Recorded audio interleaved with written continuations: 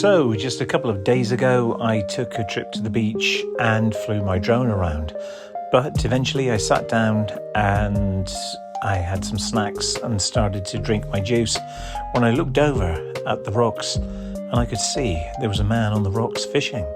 But it appeared as though he had been cut off by the tide. Now, after a while, there seemed to be a collection of people that were just looking at him and really concerned for him. So I immediately stood up and packed up my bag and decided to follow the coastal path to see exactly what was going on. I walked the short distance to where I could have a clearer view about what was going on. But as I walked there, I passed somebody who said that he'd spoken to the man and the man said he was just going to swim back.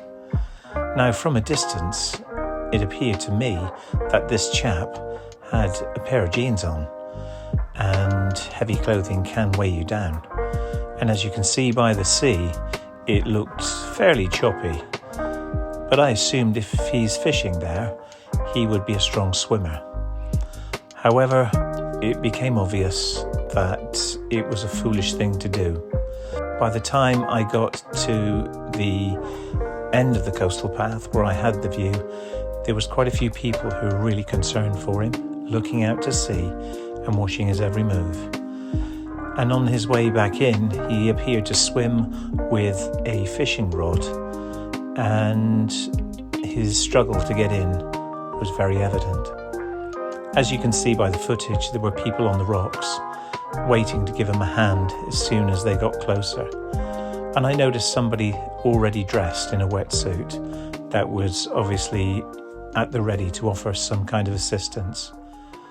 He then managed to swim as strongly as he could back towards the rocks, but it appeared quite treacherous, and everybody breathed a sigh of relief as soon as he stood up and then walked back up on to the rocks themselves. Once the drama was over, it then became apparent that this chap, I believe, hadn't been drinking, hadn't been under the influence of anything, and solely had gone to the rock to go fishing.